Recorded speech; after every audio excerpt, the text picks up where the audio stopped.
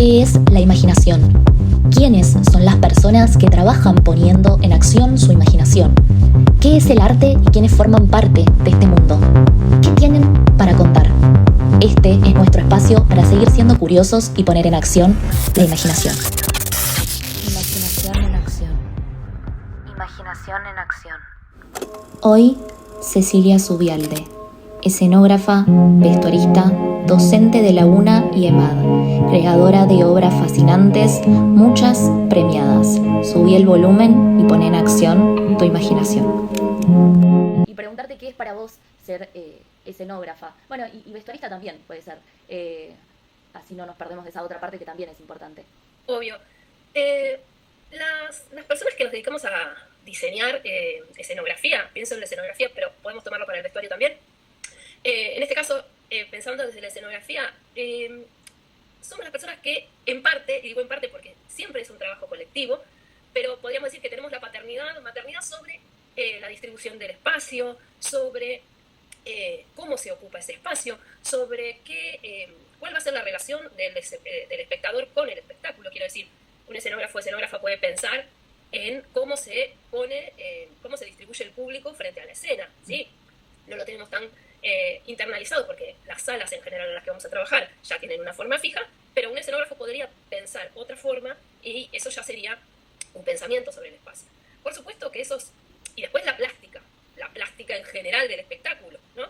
¿Y por qué digo que es compartido? Porque si yo te digo, los escenógrafos, las escenógrafas pensamos el espacio, pero como vestuarista hay un tipo de vestido, no sé, la vestuarista viene con un vestido para un personaje que tiene una falda enorme, también piensa el espacio, Total. no solamente el vestuario, piensa el espacio. Los actores piensan el espacio porque los actores, en donde se ubiquen, en principio intuitivamente quizá, también están armando y pensando el espacio. Entonces, por supuesto, quien dirige la obra, ¿no? Obviamente. Sí. Entonces, lo que podríamos decir es que quienes hacemos determinado rol en el teatro, en la escenografía o el vestuario en este caso, que es lo que yo hago, lo que le damos es una mirada total a eso, ¿sí? Una mirada total al espacio, a la plástica del espacio y a la distribución y a la proxemia, digamos, cómo ubicamos los cuerpos en el espacio, lo mismo que el vestuarista. Pero lo cierto es que es algo que se arma entre muchas personas, no hay una sola persona que determine ese. Nosotros somos quienes firmamos y terminamos de darle una mirada y ocuparnos, por supuesto, de todo el trabajo atrás que tiene eso. Esto es como el comienzo, sería, ¿no? Claro. Como el disparador. Después hay que hacer un montón de otros trabajos que sí exclusivamente los hacemos nosotros. Quiero decir, después hacemos planos y eso los hacemos nosotros. Sí, después sí. hacemos maquetas y las hacemos nosotros. Buscamos elementos particulares y generalmente lo hacemos nosotros. O sea que sí, después hay un montón de trabajo específico y eso es de nosotros. El tema es, en ese primer contacto germen, bueno, hay como mucha idea sobre el pensamiento, sobre la distribución, ¿sí? Pero eso es más colectivo en general. Es muy importante lo colectivo. O sea, entender que el teatro es colectivo en puntos en los que, no sé, a veces por ahí las personas que recién están arrancando no se comprende del todo qué tan colectivo es el teatro. Y siempre que vos estás trabajando con el otro, estás creando algo en común, que es como lo más importante. Y ya tener todo eso en común, donde también se ven involucradas, bueno, para los actores, las emociones y lo físico, como acompañarnos todos en ese proceso es como un ritual. Sí, es colectivo a pesar, quiero decir, es colectivo aunque vos creas que no te importa que sea colectivo, Exacto. que no quieres trabajar con otras personas, que Sí. lo que otras personas piensan no te interesa. Eso no es así, porque en definitiva, bueno, yo lo puedo decir desde el vestuario, desde la escenografía, si yo hago algo que a un actor o actriz no le interesa, en escena, incluso ni siquiera si esto es consciente, en escena va a dejar de darle importancia y entonces se va a transformar en una cosa que se va a ver extraña en el escenario. Exacto. Sí. A veces, con el tema del vestuario, con la escenografía, como es lo que yo les suelo decir, bueno, es una decisión, ¿no? Como no pongo esto porque sí, porque, mira, esto lo puedo poner acá porque sí, ¿no? Siempre sale como cuando estás arrancando a actuar la mesa y las dos sillas. Y como que cuesta correrse de ese lugar y como también darle la importancia que merece el vestuario. Entonces, ¿por qué crees que es importante la escenografía y el vestuario dentro de una obra de teatro? Las decisiones que se toman concretamente. Bueno, en principio, arranco por el vestuario, que es algo que los actores y las actrices entienden muy bien, y el vestuario tiene como, en principio, dos partes, dos patas, ¿no? Que una es que es materia sensible para quien lo porta, entonces si la camisa, o si la textura, o si el tipo de manga, o si el largo de la falda, o si el alto del taco, es materia sensible porque está en contacto directo y modifica el movimiento y la expresividad y permite o alejarse o acercarse a los otros intérpretes, digo, o el espacio que ocupa ese cuerpo en el espacio. Y eso es algo que un actor o una actriz entiende rápido y entonces enseguida, si puede, se consigue algo para, aunque no haya vestuarista en la obra, se consigue algo para sentir lo que cree que ese personaje siente. ¿Sí? Sí. Digo, los personajes son creaciones, no es que los personajes son tal cosa y uno tiene que encontrar qué son. Los personajes son creaciones de los actores, son creaciones de los directores, los autores, los vestuaristas, o sea, son creaciones. Entonces, bueno, en principio un actor o una actriz puede tomar un vestuario como esa materia sensible y explotarlo desde ahí. Después está lo que sucede con lo que se ve de eso. Y eso es para el espectador, ¿sí? O para los otros personajes en principio dentro de la obra, pero también para el espectador. Y entonces ahí es donde interviene una mirada que en general no puede ser la propia, quiero decir, no puede ser solamente la de los actores, porque cada uno estaría mirando su propia esencia y está perfecto, pero después falta una mirada que la puede no hacer un vestuarista, ¿viste? O sea, el teatro es así, el teatro puede no haber no estar esa figura y sin embargo alguien va a ocuparse de ese vestuario. Total. Y va a estar. Entonces, eso que se ve, lo que empieza a pasar con eso es que puede cambiar lo que vos estés queriendo contar, ¿sí? O sea, más allá de, digamos, de esas cosas, de lo que se ve de la parte externa sería del vestuario, podríamos pensar que hay algo que tiene que ver con el efecto caracterizador, le decimos, el efecto caracterizador del vestuario, que es, lo debes haber escuchado un montón de veces, porque si leíste textos sobre eso, sabes que todos los autores que hablan sobre el vestuario dicen lo mismo, y es, si un actor entra al escenario con un determinado vestuario, antes incluso de que empiece a hablar, ya el espectador puede saber. Eso es un efecto caracterizador. Claro. Eso solo corre para vestuarios que tienen algún tipo de correlato en la realidad. ¿Sí? Quiero claro. decir, o en la fantasía, pero en la fantasía compartida, en las culturas. No sé, entra un personaje que está vestido de hada, como todos entendemos que se visten las hadas, aunque no sepamos nunca y nunca hayamos visto una, pero no sirve para todas las expresiones del vestuario, porque el vestuario puede tener expresiones donde los personajes, ese efecto caracterizador no va a ser nada. No sé, vestuario, pienso en vestuarios de obras de danza, sobre todo, ¿no? Personajes que básicamente no tienen ese componente. Pero además de ese efecto caracterizador o cómo se va a constituir ese personaje para el afuera, también, y ahí ya entra la escenografía, o podemos incluir la escenografía también, es qué pasa con lo que esa plástica de todo ese espectáculo va a contar. El otro día estaba pensando, hace unos años hice un espectáculo donde el texto estaba escrito en un cotidiano argentino, ¿sí? Una textualidad de la Argentina contemporánea, cotidiana, de un montón de obras que uno ya conoce, vio, ¿no? Tipo de expresiones usadas y tal. Y por cómo se fue dando la dinámica de los ensayos, el espacio, pero la plástica te diría, porque ni siquiera era la distribución espacial, la plástica, el tipo de materiales usados, eran brillantes. O sea, algo que uno imaginaría, que un cotidiano se va a armar con una mesa, con una silla, y compradas en el Ejército de Salvación. No, eran unas cortinas brillantes, como de cumpleaños de 15, todas las paredes forradas en esas cortinas. Claro, lo que sucede, o sea, en la combinación de esas dos cosas, se armaba otra cosa. Claro, claro. Que no se podía haber previsto antes de hacerlo, ¿viste? Sí. Entonces hay algo de eso que es re interesante. Y después, espacialmente, pensaba en este ejemplo que vos me decías, la mesa y la silla. Sí. El escenógrafo que dice, esta obra no se trata de una puerta, ¿sí? Sino de alguien que entra al escenario.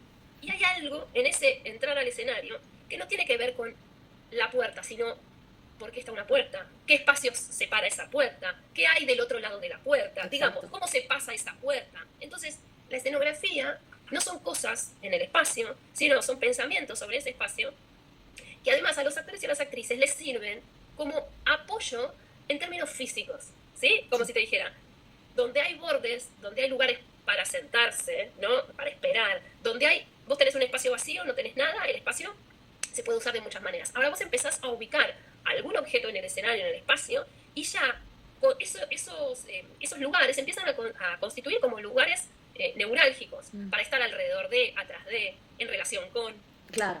Se trata el espacio cuando lo pensás desde el cuerpo. Después puede ser que la escenografía sea una casa y el tipo de paredes, digamos, la cosa más, lo que pensamos que hacemos cuando pensamos en la escenografía, ¿no? Trastos que tienen una determinada plástica o tal, y que nos van a indicar si eso es un lugar pobre, rico, del pasado, del presente. Exacto. ¿No?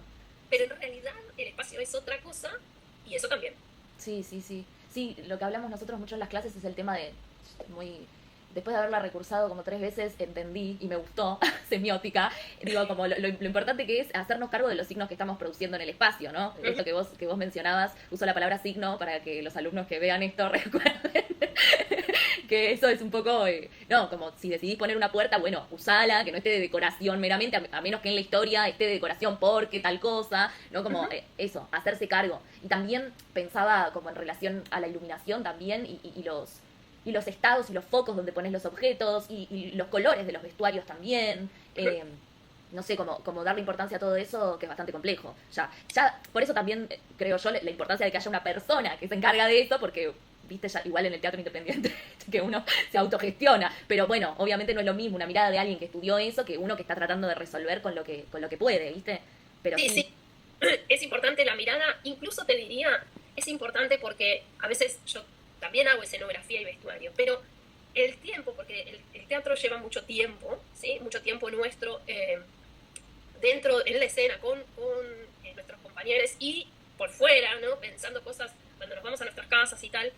Tener a alguien solo pensando en eso ya es un gol.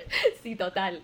Sí, sí, sí. Por lo menos para poder discutir con ese alguien y decir, pensé esto y vos pensaste lo otro, si no uno discute consigo mismo. Sí. Y eso también es algo que vuelve al teatro chato, aburrido, monótono. Sí. Uno no es tan genial, no tiene tantas ideas tan buenas. Sí, no. sí, totalmente. Las ideas surgen cuando vos trabajas con otras personas y entre todas esas personas se arman cosas interesantes. Sí. Es un poco la forma, o por lo menos en la que yo creo, ¿no? La forma más... cuando cada uno puede hacer lo suyo, ¿no? Desplegar ese universo, pero al mismo tiempo con otros. Entonces, bueno, es ahí cuando se arma algo que es... Por eso no es posible, por eso yo le digo creación, no es que yo lo digo yo, sino que es una creación propiamente dicha, lo que sucede ahí arriba, porque en realidad es algo que está formado por muchas partes de muchas personas, ¿sí? Bueno, tiene un poco esa forma. Sí. Yo, bueno, con esto que decís, te iba a decir otra cosa, pero últimamente lo que les estoy diciendo es que actuar, o por lo menos para mí ahora, porque siempre voy cambiando de pensamientos, es como un collage de todas las imaginaciones, de todas las personas que están formando parte de eso, que después se arma como un mega collage con todas esas imaginaciones, y así se construye esto, volviendo a esto de lo colectivo que decíamos al principio, ¿no? Como un ensamble de todos nuestros pedacitos de imaginación. Me gusta imaginarlo así. Y después... hace unos años, ¿cuándo fue? Creo que en el 2022 o 21, en análisis del texto teatral, nos llevaron a ver Baza. Creo que hiciste escenografía o estoy metiendo la pata. No, porque lo había buscado, pero dije a ver si la memoria me falló. Y era muy zarpado porque habían muchas cosas.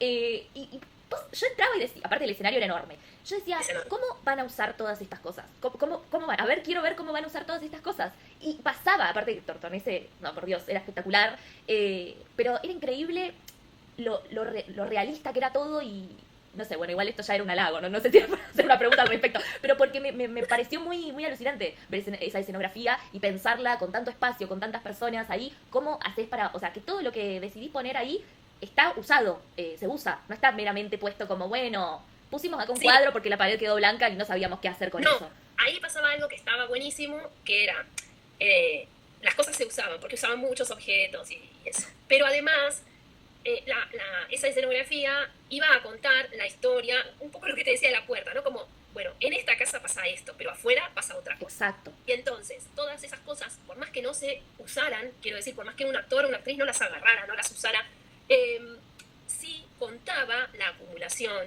contaba el desconcierto, ¿no? El miedo, digamos, como que lo que pasaba era, contaba el pasado glorioso, porque en ese momento esa familia estaba en un momento económico muy complicado, pero habían tenido un pasado glorioso, entonces eso que la escenografía era enorme, justamente porque, bueno, en un momento esa casa había sido una super mega casa, ahora estaba un poco destruida, pero también tengo que decir que y está bueno para los estudiantes que eso lo sepan y lo entiendan, Baza y un montón de obras que se hacen en el teatro oficial se pueden hacer porque se trabaja en el teatro oficial. O sea, se pueden hacer porque eso está hecho en los talleres del Teatro San Martín, donde hay gente que es experta en construir escenografías divinas y gigantes, hay un espacio destinado, hay gente que tiene un sueldo a la que se le paga. Exacto. Son otras las condiciones. Las condiciones, entonces, esas condiciones son propias del teatro oficial. Cuando vos haces una obra de teatro independiente, o una obra de teatro comercial incluso, porque vos el comercial podés pensarlo como grande, y eso también es cierto, hay otras condiciones. Y las condiciones siempre hacen al producto, ¿sí? O sea, las formas que condicionan justamente lo que se va a hacer. Desde el teatro independiente, siempre mi batalla es tratar de que no nos gane la mesa y la silla del Ejército de Salvación. Que por lo menos eso no sea lo único o lo primero que pensamos. Es muy difícil, es muy complejo, porque en el teatro independiente lo que faltan son recursos en general, y esos recursos no son recursos solamente económicos. Cuando uno piensa en recursos, necesitas tiempo para armar una escenografía. Si una escenografía puede ser simple y requerir tiempo igual, porque vos para que quede bien necesitar 2 escaleras en vez de una, o necesitar más personas de las que tenés, ¿sí? Entonces, es complejo eso en el teatro independiente. No pasa, que es imposible en el teatro independiente. No, sí, pasó al teatro privado, pero también pasó al teatro privado porque había sido un éxito, y pasó con toda esa escenografía porque había sido un éxito y sabían que eso lo iban a poder sostener en las funciones. Pero esa escenografía no la arman los actores. No. No es viable. Y sí, las escenografías en el circuito independiente tenemos que ser muy económicamente, pensándolo económicamente, y cuando digo económicamente pienso en esos recursos usados de la mejor manera, donde tenemos que poner nuestro foco, ¿sí? Si necesitamos personas, son personas. Y si necesitamos tiempo, es tiempo y no otra cosa. Y a veces podemos suplir tiempo con personas o personas con... Pero resulta que no siempre se puede. Tenemos que tratar de que alguno de todos esos recursos esté a favor nuestro. Claro. Si no tenemos tiempo, espacio de guardado, si no tenemos algo, porque si no, caemos en la mesa y las sillas y es inevitable. Y el teatro se empieza a aparecer todo. Se empieza a volver todo igual. Vas a ver una obra, otra obra, otra vez. No te acordás de ninguna escenografía. Todas las escenografías te parecen iguales. Porque estamos cayendo en eso, que por supuesto tiene que ver con los recursos, obvio. Tiene que ver con que si tenés media hora de armado, o 15 minutos de armado, o 20, es muy claro. Poco tiempo, ¿sí? Claro. O tenés lugar donde guardar la escenografía. Y bueno, todas esas cosas ayudan a que esa obra que uno está pensando tenga las mejores condiciones, ¿sí? En el lugar en el que está, quiero decir, si está creada para ser vista en un teatro independiente, perfecto. En esas condiciones, la mejor, digamos. Y sí. ¿Te pasó alguna vez de que se arme una obra a partir de la escenografía? Sí. O sea, que la propuesta sea la escenografía, y a partir de ahí, ¿me querés contar un poco cómo fue eso? Me da mucha historia. Bueno, eso fue parte de un proyecto. Yo no hacía la escenografía en ese proyecto, hacía el vestuario. Y ese proyecto era algo que se hacía en el Rojas, que se llamaba Proyecto Inversión de la Carga de la Prueba. Ese era un proyecto que tuvo creo que 2 o 3 ediciones, creo que no más, y se hacía un concurso y los escenógrafos presentaban maquetas, bocetos, no me acuerdo cómo era, pero presentabas un proyecto, y una vez que un jurado elegía proyecto ganador de todos los proyectos presentados, se hacían 2 obras con ese proyecto. Entonces se llamaba a un director o una directora se llamaba 2 en realidad, y se hacían 2 proyectos teatrales con esas escenografías, con la misma escenografía. Y yo participé en uno de esos proyectos que dirigía Guille Arengo, la obra se llamaba El Montañés, y si no estoy confundida, creo que la escenografía la hacía Miguel Mitlag, que un artista plástico, que la escenografía me acuerdo perfecto, creo que la hacía él, de él era su proyecto, y era todo sobre plásticos. Ay, buenísimo. Eran cortinas de plástico, cosas de plástico en el espacio, baldes, bueno. Y entonces, como yo hacía el vestuario de eso, hicimos un vestuario que también era de plástico, no todo el vestuario, sino para un personaje que se camuflaba con ese espacio y tenía como un poncho que era de plástico. Wow. Buenísimo. Lo hacía Blas Arrece, que es un actor y era buenísimo lo que sucedía con eso. Ese proyecto era súper interesante, porque la verdad es que lo que pasaba surgían experiencias teatrales muy diferentes con esos espacios. La verdad que era muy, muy interesante. Después se dejó de hacer y como todo cayó en el olvido, pero bueno, podría ser viable de recuperar porque era muy interesante lo que pasaba. Sí, pues leí que habías dicho ahí que, a ver, te voy a citar porque soy muy mala citando. Ciro, cuando fue profesor mío, me dijo, sos muy mala citándome. Así que lo voy a leer porque aprendí. Habías dicho, los actores y actrices, sobre todo los fetichistas, necesitan un objeto. Y después, como si tenías alguna anécdota de algún, seguro que muchas, me imagino, de actores que en principio llevan objetos que a ellos les parece que pueden funcionar para la escena, y que de repente capaz te sorprende ver eso. O no sé si ya te sorprende, porque ya sé bastante que estás laburando, pero... No, sí, te sorprende, sí, siempre te sorprende porque la imaginación, por suerte, ¿no? De las personas siempre les sorprende, digo, si uno está dispuesto a trabajar con eso, es bárbaro. Sí, me ha pasado, no recuerdo específicamente ninguna anécdota sobre algún objeto en particular. Sí recuerdo, por ejemplo, que para una escenografía de una ópera, bueno, que por su propia formación, generalmente, no digo todos, pero generalmente los cantantes de ópera tienden a poner toda su energía en cantar, y que muchas veces la expresividad queda en un segundo plano, o la expresividad no, digamos, la que sale por la voz es la totalidad de la acción, pero el rostro, las manos, la posición del cuerpo en general a veces tiene unas formas un poco rígidas. Y yo había había realizado un bonsai, un árbol de cerezo, un cerezo en flor, que era precioso, y yo me había imaginado que la cantante lo iba a llevar con una dulzura, ¿no? Que lo iba a mirar con una expresión. Yo, que nunca actué, ¿no? Cuando la vi como lo llevaba, que era como si llevara una bolsa de supermercado, con cosas que ni le importan, porque a veces llevas la bolsa de supermercado mejor, con más celo. Bueno, claro. Y yo dije, bueno, no. Y ahí me di cuenta que nunca es el objeto, ¿no? Que en realidad lo que es la construcción de lo que eso le pasa a quien lo lleva. Exacto. Si algo con mucho celo, aunque eso sea para otro una ridiculez, eso se construye. Sí. Entonces, bueno, ahí sí hubo como que construir con ella cómo ella manipulaba ese objeto, ¿no? Pero sí, son las cosas que uno hace para... Después, al revés también, ¿no? Como que uno a veces realiza cosas para la escena, que a los actores no les termina, prefieren sus objetos de ensayo, eso pasa mucho. Hay que ahí hacer algo con eso, porque a veces es difícil sacar ese objeto que se usó durante el ensayo y pensarlo desde otro lugar. Pero bueno, es como todo, eso es una relación, ¿no? Es como uno tiene que intentar que esa relación no se pierda, y armar todo ese mundo que decíamos antes, que no solamente es el mundo que le provee la sensación a quien actúa, a los intérpretes, sino lo que construye ese objeto en la totalidad de los objetos, lo que construye ese objeto con el vestuario, con las luces o con lo que sea, ¿no? Porque también, si no, digo, pensando en textos que son, y hablaste de Ciro y me acordé de Estado de Ira, por ejemplo, ahora que hizo Ciro hace un montón de años, cuando vos, por ejemplo, cambias un objeto por otro, ¿no? Imaginemos que el texto dice que un actor entra el personaje con un florero lleno de flores, porque se las va a dar, no sé, las va a acomodar en la mesa central del comedor, y en realidad le sacabas, que era un poco lo que pasaba en Estado de Ira, ¿no? Le sacabas ese objeto de la mano al actor y se lo cambias por cualquier otra cosa, por un termo, Stanley. Pero en realidad vos, como intérprete, estás llevando un florero, y entonces hay una relación que vos tenés con ese objeto y con ese objeto en el espacio. Claro, bueno, ahí construís algo para el espectador que es de otro orden. Digo, y entonces la obra podría pasar de ser una obra naturalista a convertirse en un absurdo, o en una obra de clown, no sé. Y entonces, esto es muy importante. Eso es interesante de pensar, de construir. Eso es lo que hace que los objetos sean valiosos, no solamente por el objeto en sí, sino que construyen con todos los otros signos, hablando de signos.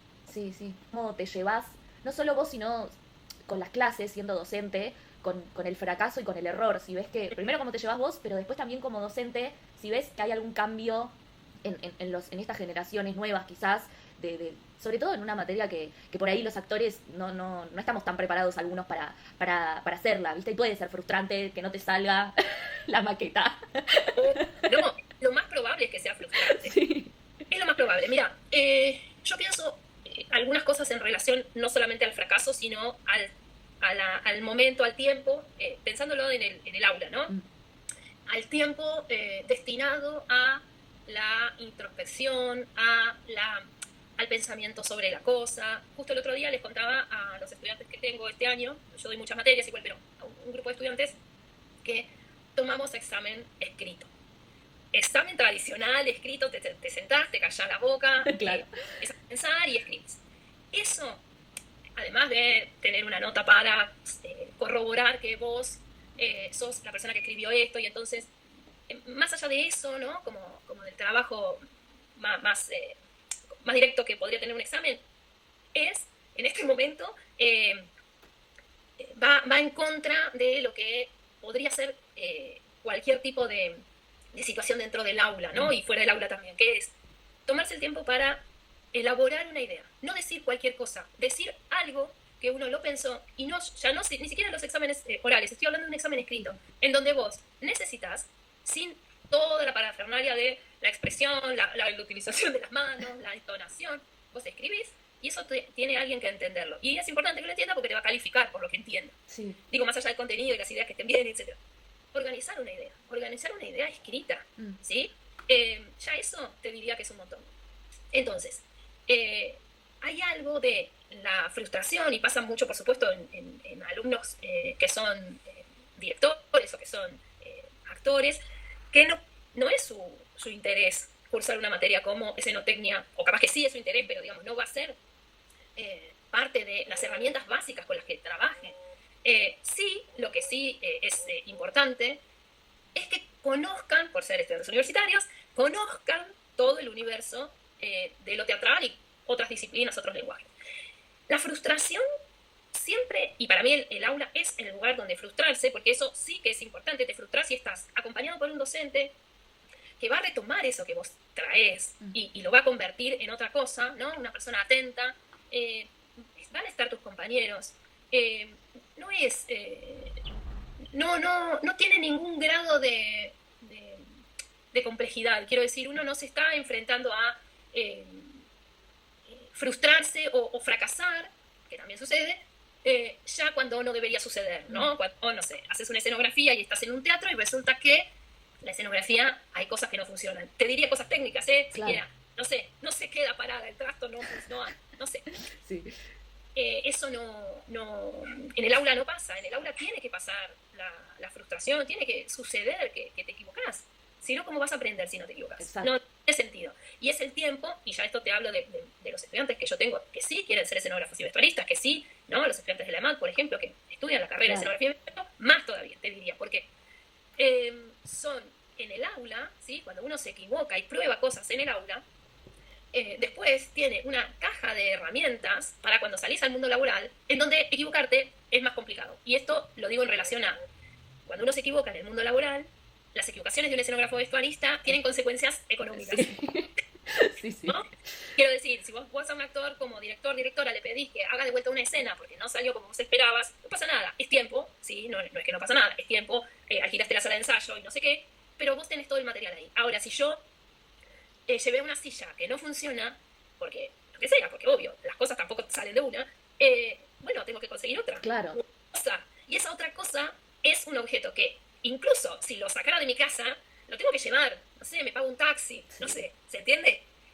Todo eso es dinero. Entonces, en el teatro ya, cuando uno está frente a la cosa, ya cuesta más equivocarse. Uno planifica mucho, para eso se hacen los planos, los bocetos, todo eso para tratar de errarle lo menos posible. Es algo que el proyecto sea experimental y entonces todos destinamos nuestro tiempo y nuestro dinero a probar una cosa o probar otra, y eso también es válido y también sucede. Como con todas las cosas nuevas que me han quedado un poco desactualizadas, he quedado un poco desactualizada, pero con todas las cosas nuevas tecnológicas que hay, ¿cómo te llevas vos con eso?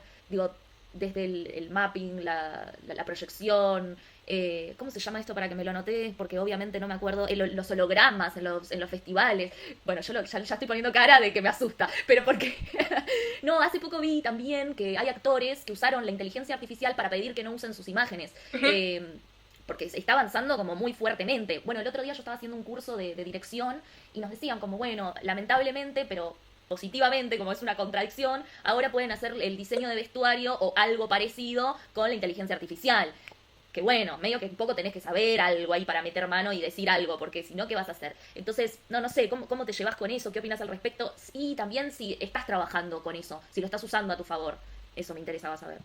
Mira, no tengo tantas cosas para decir sobre la inteligencia artificial o sobre las nuevas tecnologías. Soy bastante básica en mi trabajo, uso las cosas, justo tengo delante de mí un libro que se llama Nuevas tecnologías en el vestir, pero digo, sí, me encanta, me interesa y me parece fascinante cuando cuando lo veo.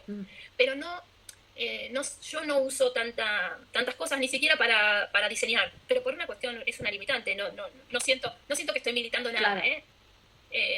Sí, me parecen varias cosas. Me parece que le decimos, estamos asustados por la inteligencia artificial, y yo entiendo todo lo que está relacionado con el mundo del trabajo. Ahí me parece que obviamente es un problema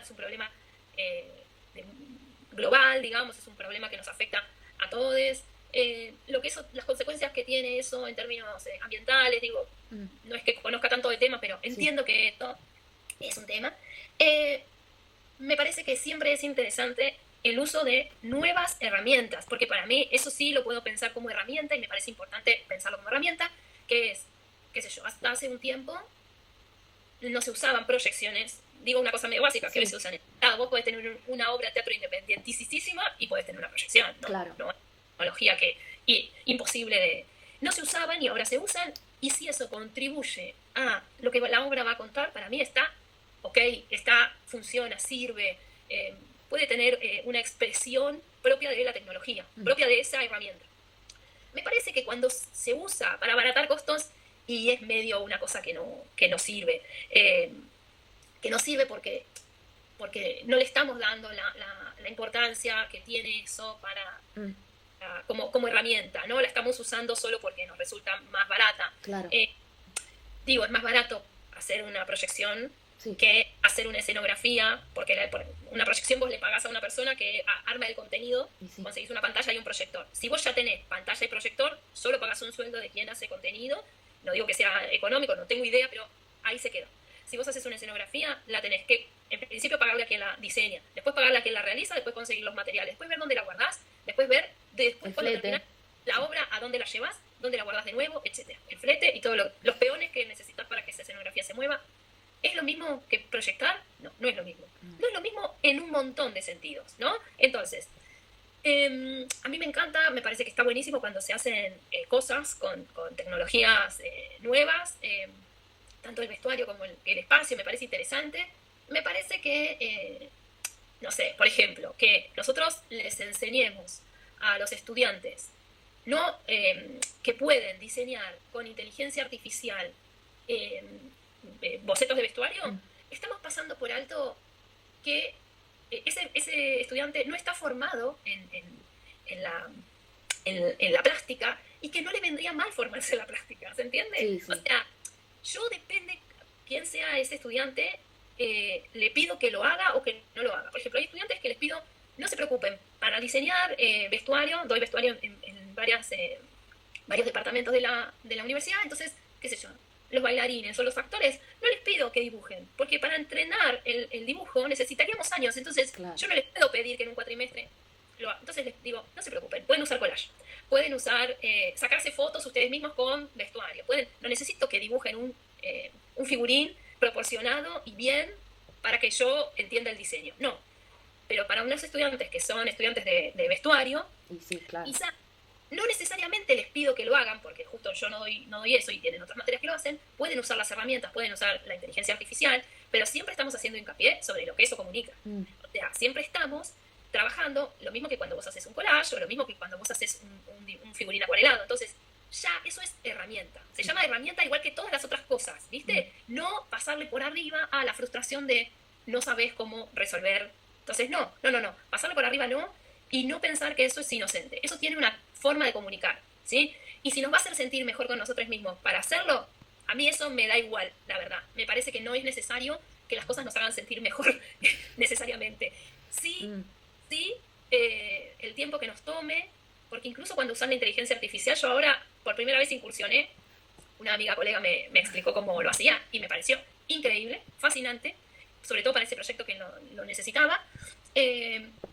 Pero el tiempo que yo estuve haciéndolo fue un montonazo. No es que es más rápido, es como, hay algo de eso que cuando uno, es una herramienta. Sí. Si uno le pone trabajo, ese trabajo lleva demora, no es que se hace solo. No, claro. Y me parece que es interesante, estaba pensando en relación al espacio.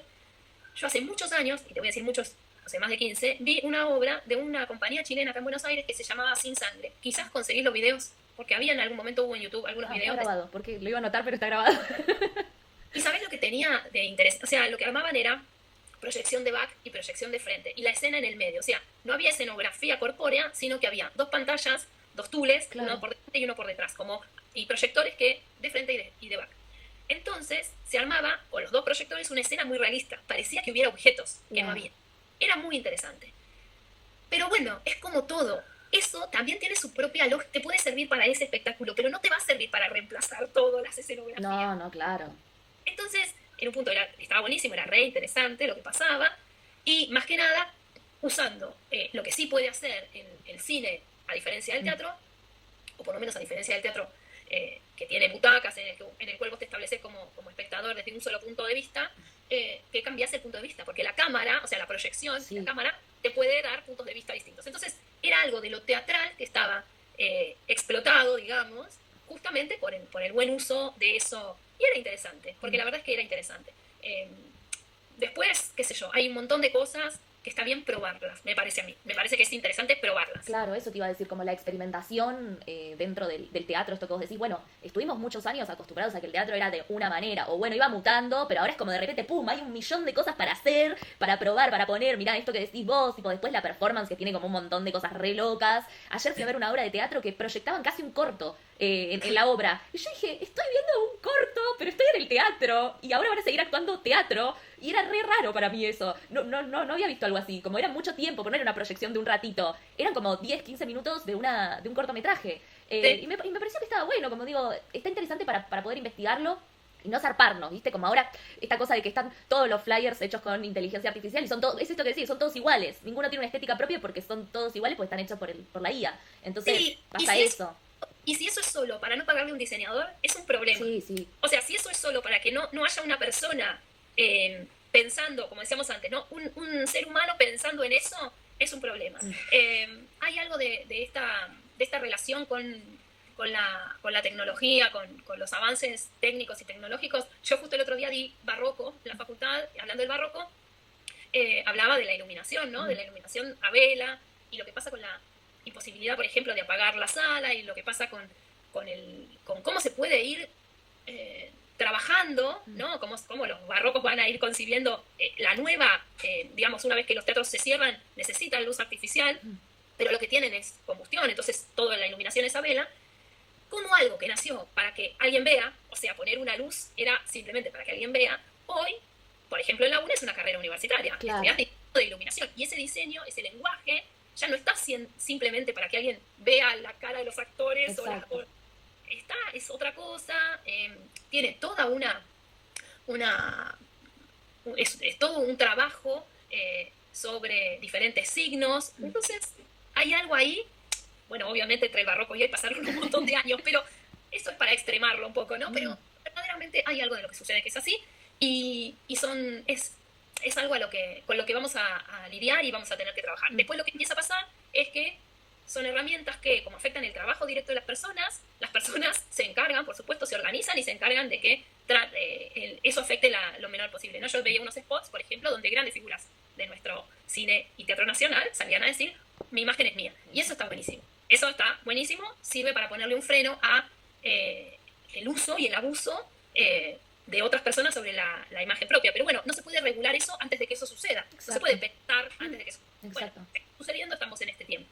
Ya veremos cómo deviene todo eso. ¿Cómo es tu metodología de trabajo en general? Porque imagino que a veces te llaman para, y primero empezando porque haces dos cosas que está bien, son del mismo mundo, pero bueno, eh, imagino que a veces te llaman con un texto, otras veces te dicen, no, bueno, vamos a improvisar y vamos viendo a partir de acá, pero en general vos vas al primer ensayo, ¿cómo es todo así desde el principio? Bueno, sí, en general son cosas que no dependen de uno, ¿no? O sea, de mí no dependen. Claro, claro, La gente me te llama, yo llaman. aparezco. Claro, entonces, eh, si hay un texto, lo primero que hago es leer ese texto. Ujú. O sea, lo pido siempre.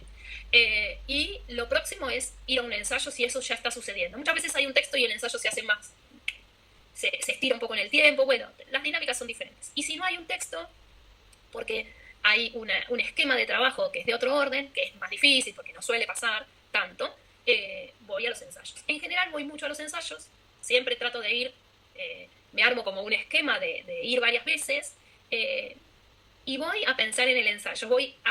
Al ensayo voy a pensar, Mm, como voy a mirar a la gente y cómo se mueve y el timbre de voz que tiene. Digo, voy a pensar con ellos al ensayo.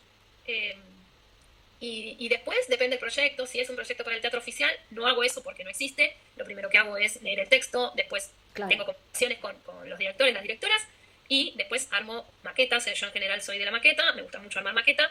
Armo maquetas y con esas maquetas trabajo con quien dirige el espectáculo y después presento el proyecto como se presenta en el teatro oficial, con planos y todo, y se empieza a realizar. Y en paralelo a eso empiezan los ensayos, o sea que es algo, ahí es al revés, primero aparece el proyecto, el espacio, la escenografía, el vestuario, todo, y después se ensaya sobre eso, sobre esa idea.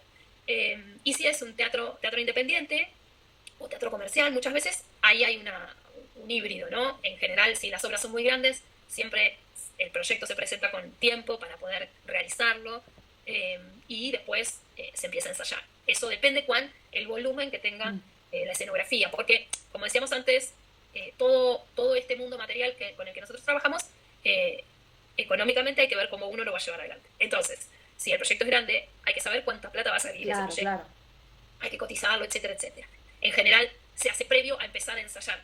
Pero bueno, eso depende los proyectos. Y después, lo que empieza a pasarme a mí es que estoy todo el tiempo pensando en el proyecto o en los proyectos en los que estoy trabajando. Eso te quería preguntar, sí.